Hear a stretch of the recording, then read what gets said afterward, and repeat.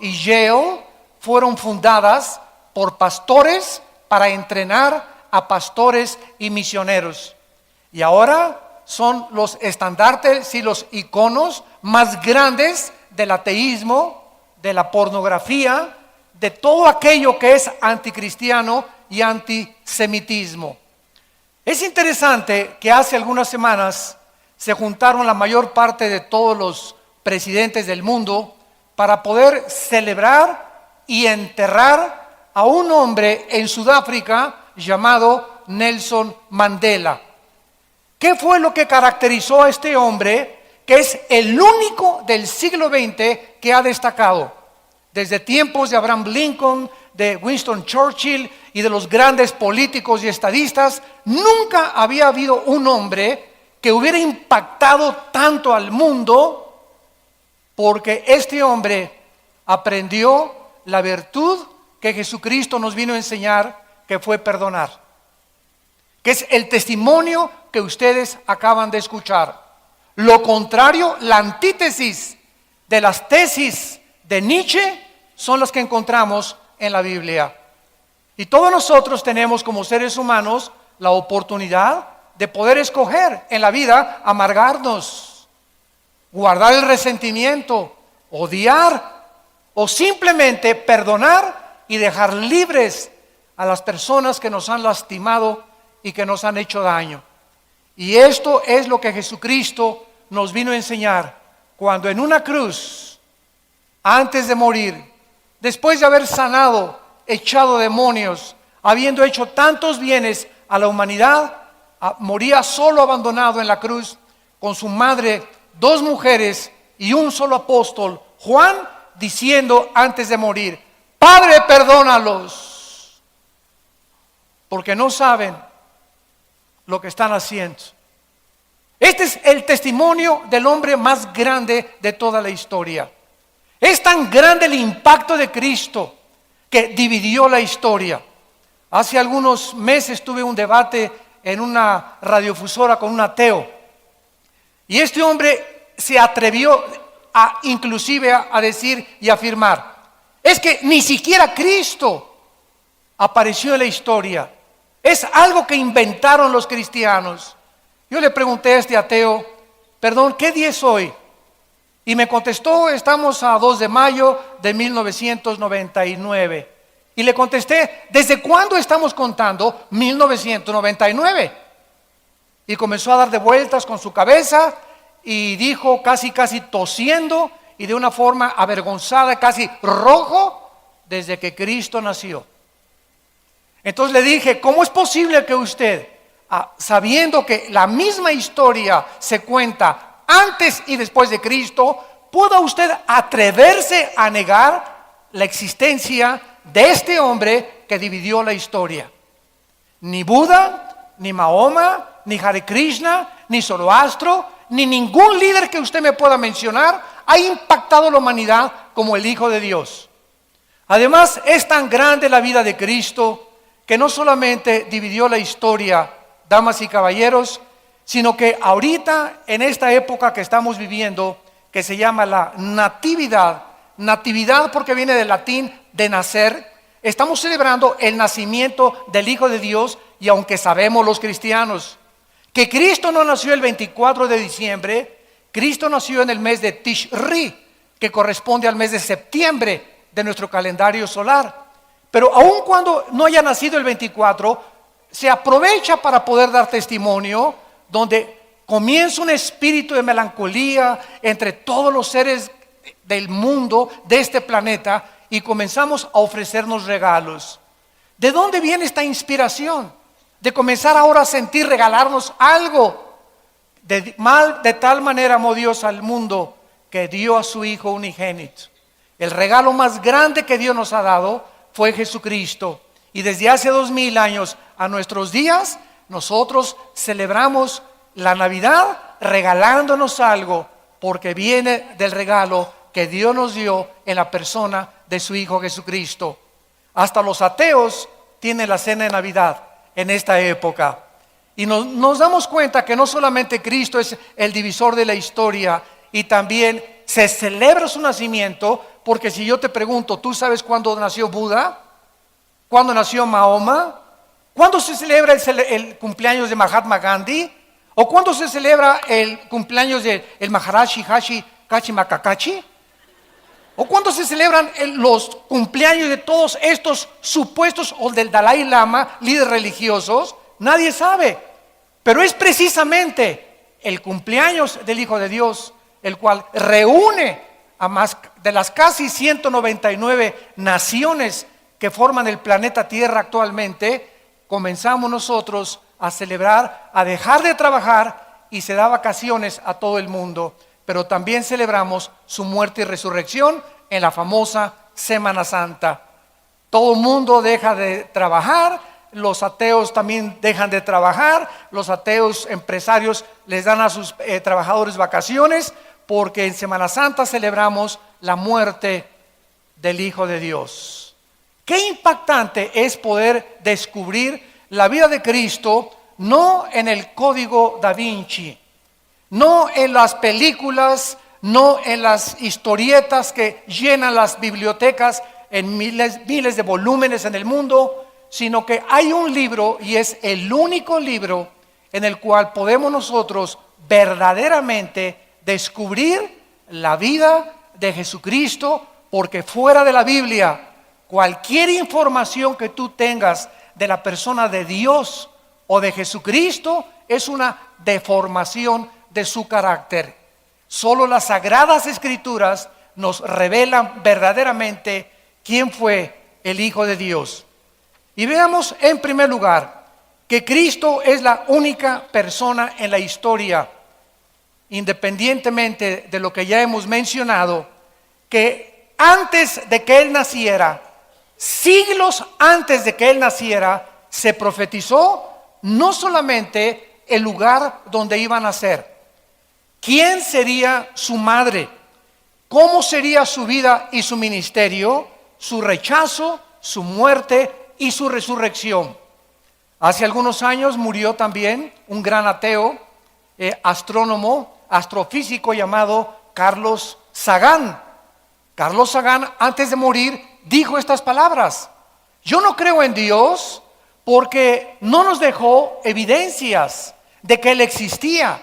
Si algún día se me hubiera aparecido un ángel, o algún día hubiera tenido una experiencia mística sobrenatural, yo hubiera creído en Dios. Y le dijo a su familia antes de morir: no hay ningún propósito para vivir en la vida. Muero en la total desesperanza y angustia, porque el único propósito se encuentra el que le podamos dar nosotros a nuestra propia vida. Qué triste que Carlos Sagan nunca haya oído a un antecesor de él llamado Blaise Pascal, que también fue un gran físico matemático. Un día, teniendo un debate con un ateo, Blaise Pascal le comenzó a tratar de dar evidencias al ateo de que Dios existía. Y Blaise Pascal le dijo: el diseño y el orden del universo cuentan la gloria y la obra de un ser sobrenatural. El universo está perfectamente bien afinado. La rotación de la Tierra sobre su eje de 23 grados y medio, las vueltas de la Tierra alrededor del Sol, las órbitas elípticas y las órbitas de los planetas, y quién está deteniendo que se estrellen galaxias contra otras galaxias, que de acuerdo a Newton es la ley de la gravitación que existe en el universo. El ateo le dijo: mira, todas estas cosas tú las puedes creer, pero yo no las creo. Entonces Blaise Pascal decidió hacer en su estudio, en su casa, un modelo a escala del universo. Entonces colgó el Sol y la Luna y Mercurio y Venus. Así era maravillosa la forma como Blaise Pascal hizo el modelo del universo en el estudio de su casa, e invitó al ateo a comer. Y cuando el ateo llegó a comer, le preguntó: oye, qué maravillosa reproducción has hecho del universo, ¿quién la hizo? Y Blaise Pascal le contestó y le dijo: se hizo sola. O sea, es increíble la irracionalidad de, al ver una pintura, tiene que haber un pintor. Detrás de una escultura, tiene que haber un escultor. Detrás de una obra de teatro, tiene que haber un director. Detrás de una construcción, tiene que haber un ingeniero o un arquitecto. Detrás de todo lo que existe, tiene que haber una causa. Es imposible filosófica y racionalmente llegar a concluir Dios no existe porque no hay evidencias de su existencia cuando estamos rodeados de un universo que nos muestra la obra de un supremo creador y legislador de la moral. En el libro de Miqueas, en el Antiguo Testamento, 700 años antes de que Cristo naciera, 700 años, damas y caballeros, antes de que Cristo naciera, si alguien está buscando evidencias, si no te basta el orden y el diseño inteligente del universo para que dé testimonio en tu conciencia la existencia de un Dios, veamos las evidencias de la Biblia. Ese libro que tus maestros y muchos directores de universidad yo he tenido que enfrentar, que les han enseñado a los alumnos por ser ateos, que la Biblia es un libro que está alterado, que es un libro que tiene muchos errores, que son puros mitos y leyendas. Y cuando les pregunto a estos ateos de dónde sacaron esas conclusiones, siempre te van a contestar: alguien me lo sugirió o alguien me lo dijo. Nunca ellos han venido por su propia voluntad a escudriñar y a decirle a Dios: si existes, quiero comenzar a leer la Biblia y con una mente despejada y honesta examinar, oh Dios, si las evidencias que este libro me dan, que tú eres una persona real y que quieres tener contacto conmigo, yo me caigo de rodillas y te entregaré mi vida. Pero detrás del ateísmo no se encuentra la intelectualidad. No es verdad que por falta de evidencias Carlos Sagan y Friedrich Nietzsche y Ingersoll y Jean-Paul Sartre y Christopher Hitchens, el último ateo que acaba de morir inglés, y Samuel Bennett y Samuel Harris y todos estos ateos, no es verdad que por la intelectualidad no hayan creído en Dios. Detrás del ateísmo se encuentran problemas morales. El 90% de los ateos son personas amargadas contra alguien que no existe. Esto es ridículo. Están enojadas contra alguien que no existe. Como dijo el creador de la cadena de televisión más grande del siglo XX, CNN. Ted Turner, el dueño, se murió su hermana de 17 años de cáncer. Él iba a una iglesia bautista y oró para que Dios la sanara. Ella no se sanó y se murió, y él dijo: Dios no existe. Y durante toda su vida vivió amargado y se volvió un ateo, y sigue profesando ser ateo porque acaba de escribir los 10 mandamientos de Ted Turner. Y así vemos que detrás de todas estas falsas ideologías se encuentran la sensibilidad y las emociones de hombres que han sido afectados y que no han podido explicar, y escondiéndose detrás de un intelecto totalmente falso. Cuando venimos a la Biblia, dice en Miqueas 5, versículo 2, hablando 700 años antes de que Cristo naciera, ¿dónde iba a nacer Jesucristo? Pero tú, Belén Éfrata, pequeña para estar entre las familias de Judá, de ti me saldrá el que será Señor en Israel, y sus salidas son desde el principio, desde los días de la eternidad. 2 profecías encontramos aquí. Una, Cristo nacería en una aldea llamada Belén de Éfrata. La palabra Belén significa en el hebreo la casa del pan. En otras palabras, el Mesías, el Salvador, el que vendría a alimentar nuestra vida, nacería donde se produce el pan, porque a él se le llamó el pan de vida. Y vemos también que en este versículo Cristo es retratado como eterno. Sus salidas son desde el principio. Cuando Dios hizo los cielos y la tierra, Cristo existía con el Padre. Cuando nació en Belén, simplemente tomó un cuerpo humano, pero Él ya existía con anterioridad. En segundo lugar, en Isaías capítulo 7, versículo 14, se describe hace 750 años quién sería su mamá. Oye, jamás se dijo dónde iban a ser Buda, jamás se dijo dónde iban a ser Zoroastro, jamás hay un escrito que diga dónde iban a ser Mahoma, mucho menos quiénes iban a ser sus padres, mucho menos los detalles, con los siglos de anticipación que la Biblia pudo escribir y profetizar la vida futura del Hijo de Dios.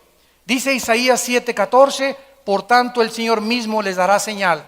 He aquí que la Virgen concebirá y darás a luz un hijo y llamarás su nombre Emmanuel. La palabra Emmanuel significa Dios con nosotros.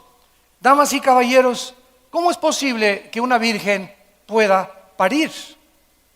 Si es virgen es porque no ha tenido relaciones, esto es normal. Entonces aquí había una aparente contradicción. ¿Cómo puede una virgen ser embarazada? En ese momento ya no es virgen. Entonces aquí está diciendo que la virgen iba a parir a un niño. Cuando nosotros estudiamos la genética, descubrimos que en 1860 Gregorio Mendel por primera vez descubre las leyes de la herencia. No fue hasta 1954, años después, que el doctor Crick descubre en Estados Unidos, él comienza a descifrar el ADN, el código genético que tenemos en cada una de las billones de células de nuestro cuerpo. En otras palabras, para los que no tengan mucha información, tenemos billones de células. Simplemente en el cerebro tenemos más de 25,000 millones de neuronas. Para que nos demos una ligera idea de la creación de Dios, en cada una de las billones de células que forman el cuerpo humano se encuentra un software, se encuentra un disco, se encuentra una información codificada. Y en cada célula de nuestro cuerpo, en el ADN, se encuentra toda la información de cómo eres tú y de cómo soy yo. El color de pelo, la estatura, color de piel, tu hígado, tu estómago, todo está codificado ahí dentro de cada una de las células. La Biblia dice que todos nosotros, Romanos 5:12, fuimos infectados desde hace 2000 años por una enfermedad que William Shakespeare le llamó el defecto trágico. Carlos Marx le llamó la lucha de clases. Sigmund Freud, el medio ambiente y la sexualidad infantil. La Biblia le llama pecado. Este pecado, esta maldad con la cual tú y con la cual yo nacimos, viene de herencia. Pero hasta 1860 que se descubren las leyes de la herencia, comenzamos a entender de qué forma hemos heredado el color de ojos, la cicatriz de tu abuelita, las orejas de papalote de tu abuelo, la nariz de guacamaya africana de tu abuelita, etcétera, etcétera. Comenzamos a entender que hay algo que se transmite de generación en generación. Bueno, la Biblia nos dice que somos espíritu, que somos alma y vivimos dentro de un cuerpo. Somos espíritu, tenemos un alma, vivimos dentro de un cuerpo. Si nosotros hemos heredado características físicas y hasta emocionales, porque muchos dicen tiene el carácter de la abuela, tiene el carácter del papá. Hemos heredado cualidades físicas y emocionales. La Biblia dice que si somos espíritu, hemos heredado también algo espiritual que ningún libro en los billones de volúmenes de literatura que existen en las bibliotecas, ningún libro más que la Biblia nos revela que el ser humano nació infectado con una enfermedad espiritual que se llama pecado. ¿Qué es el pecado? Esa maldad que un niño de un año y medio comienza a manifestar cuando se convierte en el dictador más grande de su casa.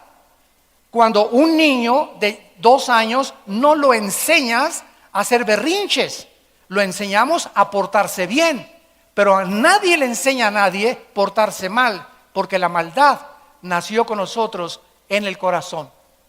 Entonces, esta maravillosa revelación de la Biblia nos muestra que cuando María y José estaban comprometidos, no podían los dos tener relaciones sexuales, independientemente de porque no estaban casados. Si José, escúchenme con mucha atención, esto fue escrito hace 2000 años, señores médicos y genetistas. Si José hubiera tenido relaciones sexuales con María, Cristo no hubiera podido nacer sin pecado. Y Dios tenía que tomar un cuerpo humano, pero al mismo tiempo identificarse con la raza humana, porque el pecado está en nosotros, pero al mismo tiempo Dios tenía que ser Dios en la carne. ¿Qué sucedió cuando nació María y José? Que Dios cambió completamente la genética de los seres humanos.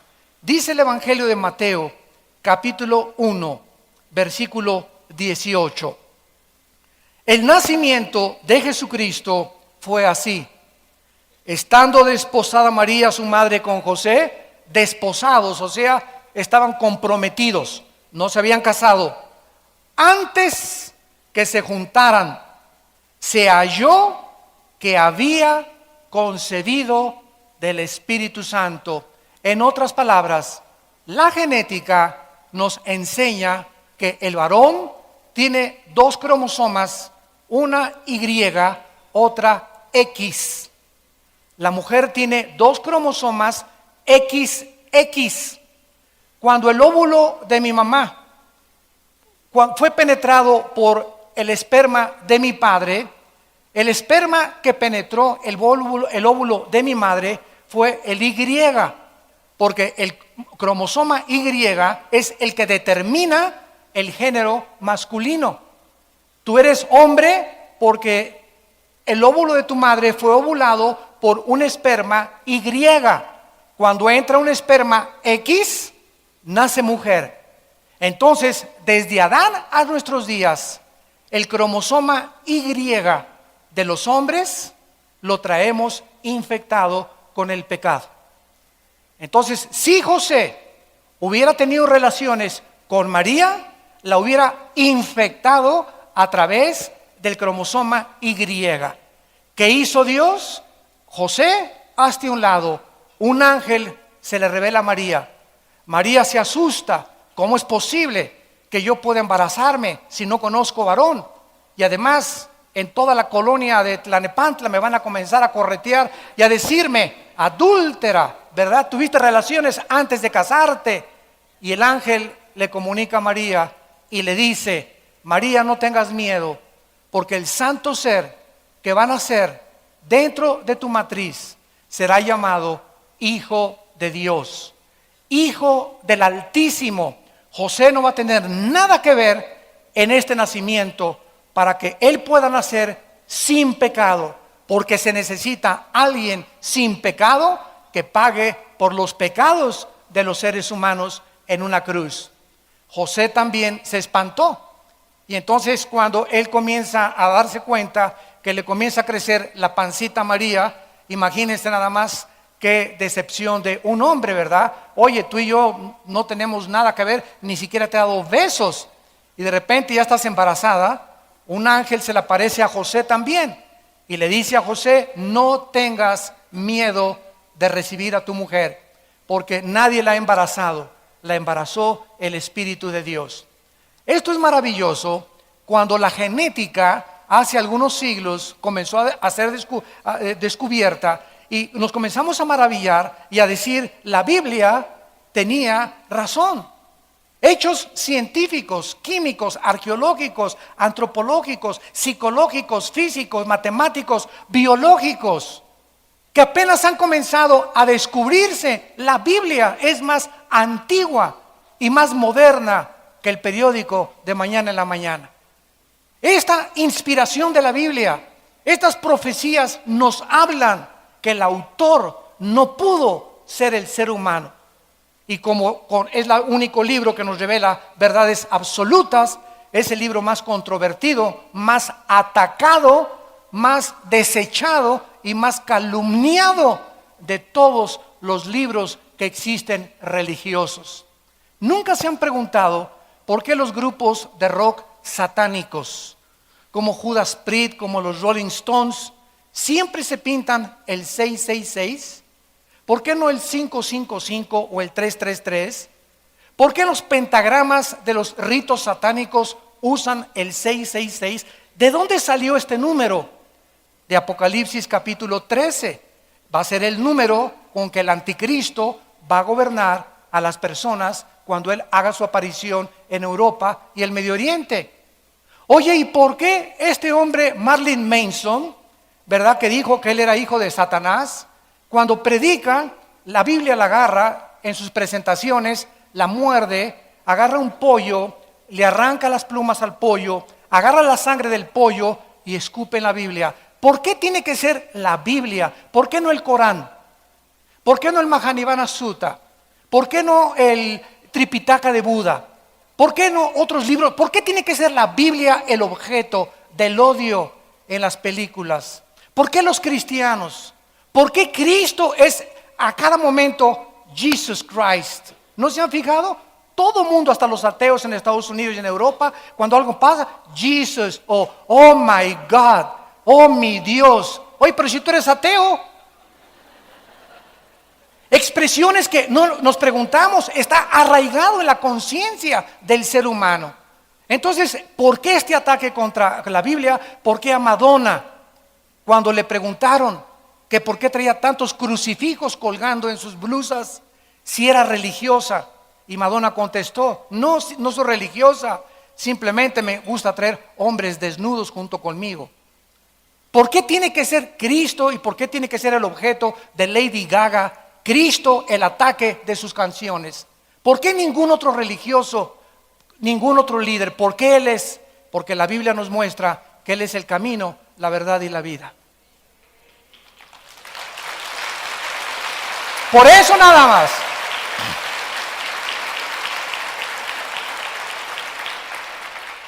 Cristo entra al mundo sobrenaturalmente a través del nacimiento de una virgen. Vemos también que al comenzar a crecer Cristo a los 12 años, Lucas capítulo 2, asombra a los sabios y teólogos de su época. Esto hace a un lado la supuesta mitología de que Cristo aprendió su sabiduría de los esenios o de los egipcios.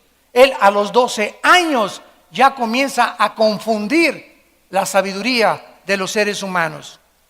Cristo hasta los 30 años trabaja como carpintero con su padre José.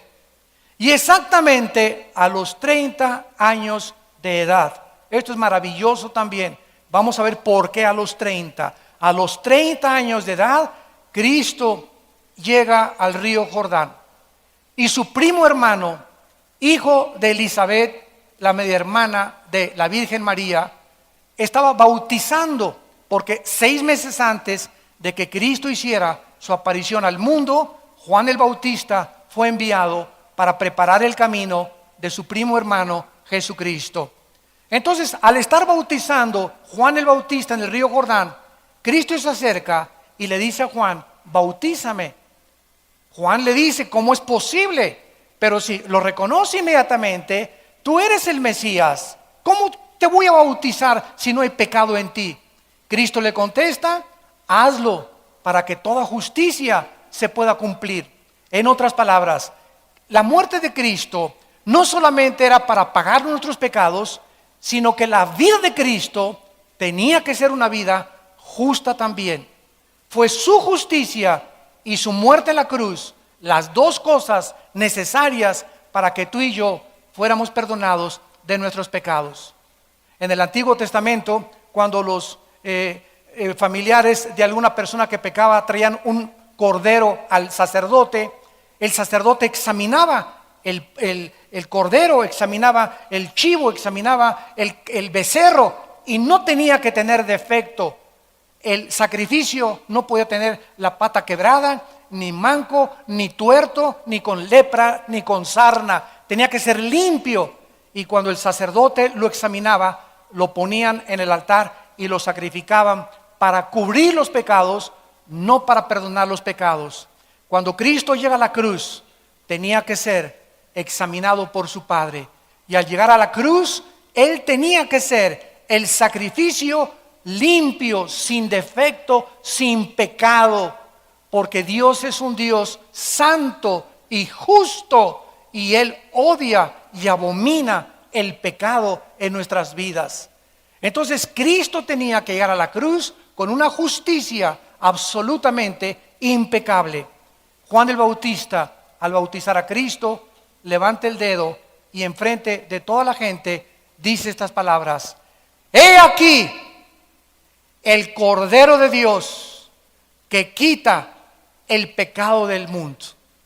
Todos estos judíos inmediatamente voltearon sus ojos hacia la Torá, hacia el Antiguo Testamento, donde el Cordero era, y no entendían el símbolo de aquel Cordero perfecto de Dios que limpiaría con su sangre nuestros pecados. Entonces Cristo es presentado al mundo por su primo Juan el Bautista como el Cordero de Dios. Cristo sale del río Jordán y comienza a reclutar a 12 hombres. 12 hombres para desayunar con ellos, comer con ellos, cenar con ellos y viajar con ellos. Y en 3 años y medio transmitirles a ellos los secretos del mundo espiritual que los apóstoles, cuando muere Cristo y asciende al cielo, escriben la Biblia, el Nuevo Testamento, y nos dejan el Nuevo Testamento escrito por los apóstoles que vivieron con Cristo desde el bautismo hasta su ascensión, como una regla, como un parámetro para que supiéramos nosotros cómo ser esposo, cómo educar a nuestros hijos, cómo administrar mi empresa, cómo controlar mis finanzas, cómo gobernar civilmente, cómo ser presidente, cómo ser gobernador. Aquí se encuentra en la Biblia los secretos de la vida espiritual. Y si tú eres una persona que tienes un doctorado en ciencias políticas, o eres un gran político, o eres un gran empresario como Ted Turner, que has subido al éxito del dinero y de la fama, y no tienes a Cristo en tu vida, dice la Biblia, eres una pobre criatura, desventurada, ciega y desnuda delante de Dios. Naciste en las tinieblas, nunca conociste las tinieblas, y regresarás a las tinieblas, y cuando te entierren, ni tu perro te va a ladrar. Qué triste es cuando nosotros creemos que en la corta vida que tenemos, 50, 60, 70, los más robustos, 80, 85 años de edad, qué triste es pasar por la vida y lo único que anhelaste fue hacer dinero, hacerte un hombre, que la gente te aplaudiera, te reconociera. ¿Por qué reconoció el mundo a Nelson Mandela? No solamente este hombre perdonó, sino que todos los grandes psicólogos han coincidido, de acuerdo a la Asociación de Psiquiatría Americana en Los Ángeles, esto me impactó muchísimo, han reconocido que este hombre ha sido de los hombres más humildes del siglo XX. ¿Qué pasó con este hombre que con esa humildad y ese perdón hizo reunir a todo el mundo alrededor de su muerte? Cuando estuvo en la cárcel, los 27 años que Nelson Mandela estuvo en la cárcel, un hijo de un guardia de la prisión le comenzó a Mandela a leer la Biblia. Y todos los días le leía un salmo de los salmos de David. Y cuando Mandela comenzó a estudiar la vida de Jesucristo, él comenzó a descubrir que la grandeza del humano no se encontraba en que nos sirvieran, sino en que aquel que dijo, he venido para servirlos, y el mayor entre ustedes no es el que es servido, sino el que sirve a los demás. Virtudes que chocan con el carácter del ser humano en el siglo XXI. Ahora todos los seres humanos, ¿verdad? Queremos, a ver, tráeme esto, y por acá, y por allá, y traer guaruras, y traer por acá, y que la gente, y siempre que tienes gente a tu alrededor te sientes grande, manejas así ni volteas a ver en tu Lamborghini, ¿verdad?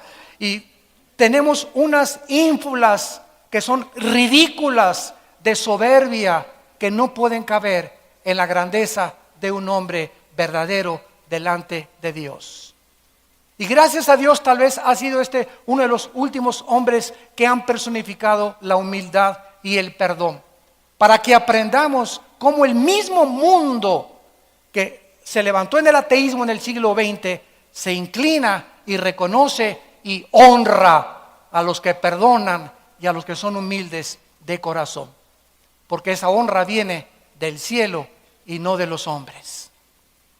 Finalmente, Cristo demuestra su poder mientras está en este planeta, contra los vientos, el agua y el mar, contra las enfermedades, contra los demonios, contra la vida y contra la muerte. Levanta a Lázaro de entre los muertos, un hombre que tenía 3 días de muerto ya, hedía, apestaba Lázaro ya. Y cuando en el capítulo 11 del Evangelio de Juan, Cristo ante toda la multitud grita, Lázaro, ven fuera.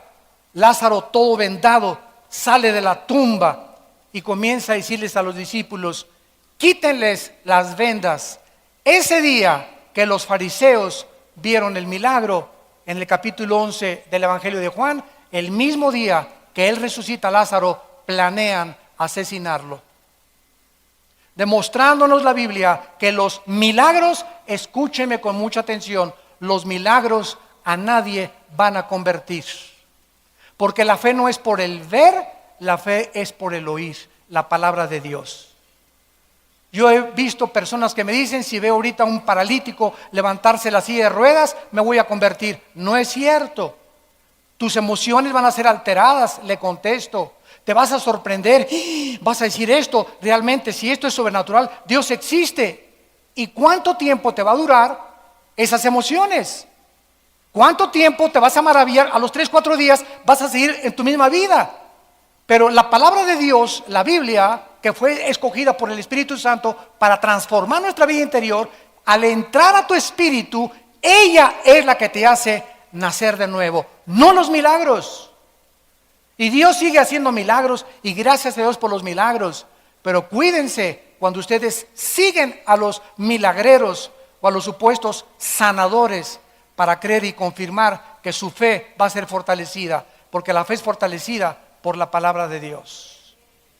Es por el oír y no por ver. No es por vista ni por lo que experimentemos místicamente, sino por lo que la palabra de Dios dice claramente. Finalmente Cristo llega a la antesala de la muerte. Los que tengan su Biblia en Mateo capítulo 26, encontramos el huerto de Getsemaní. Cristo llega al huerto de Getsemaní, la antesala de su muerte. ¿Qué pasa en el huerto de Getsemaní? ¿Qué sucedió en el huerto de Getsemaní tan profundamente espiritual que hasta la fecha, 2000 años después, muy pocos teólogos han podido ponerse de acuerdo en el fenómeno que se llevó a cabo en el huerto de Getsemaní? Cristo se encuentra la víspera de su muerte.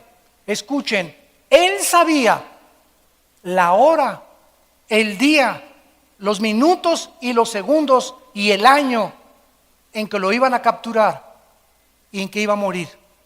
Cristo era omnisciente, conocía todo con anticipación.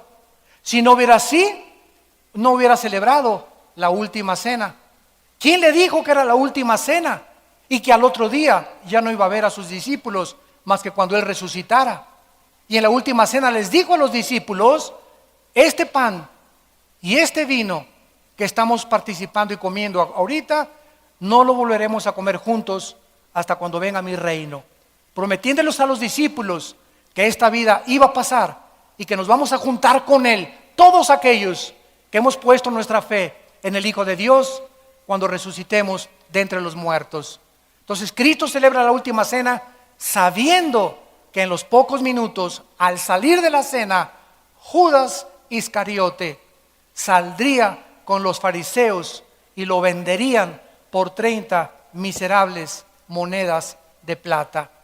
Dice Mateo capítulo 26, versículo 36. Entonces llegó Jesús con ellos a un lugar que se llama Getsemaní. La palabra Getsemaní significa aceite prensado. Aceite prensado. Y dijo a sus discípulos: siéntense aquí, entre tanto que voy allí y oro. Y tomando a Pedro y a los dos hijos de Zebedeo, comenzó a entristecerse y a angustiarse en gran manera. Entonces Jesús les dijo: mi alma está muy triste hasta la muerte. Quédense aquí y velen conmigo. Yendo un poco adelante, se postró sobre su rostro y orando dijo: Padre mío, si es posible, pasa de mí esta copa, pero no sea como yo quiero, sino como tú. Vemos nosotros en Getsemaní, en la antesala de la muerte, que se llevó a cabo un fenómeno médico tremendo que se llama hematohidrosis, en el idioma científico, hematohidrosis.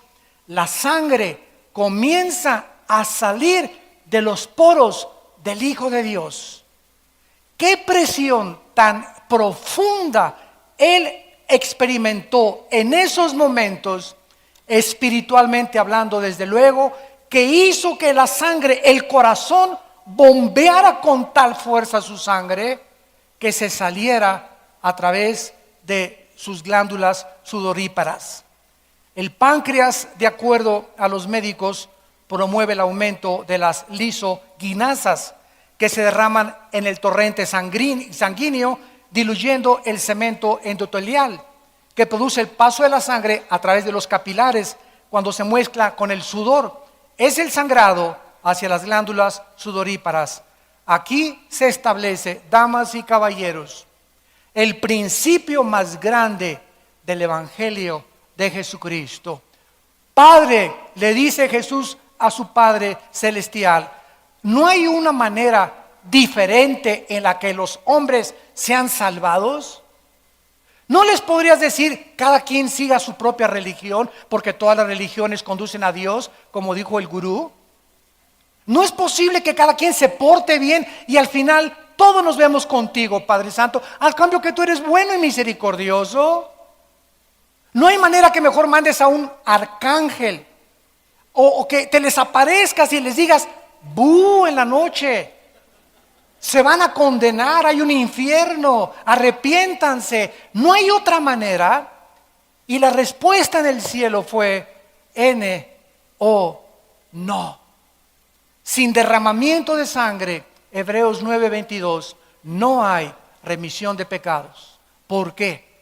Porque antes de que se descubriera, escuchen esto, otro aspecto científico de la Biblia, antes de que se descubriera la circulación de la sangre, la Biblia en Levítico 17:11, hace aproximadamente 3500 años, decía estas palabras: la vida de la carne está en la sangre. Y la palabra vida en el hebreo es nepej, que se tradujo alma. La vida del cuerpo está en el alma. El alma se encuentra en la sangre. El alma tuya y mi alma se encuentra en la sangre. Es la sangre que Cristo derramó en la cruz.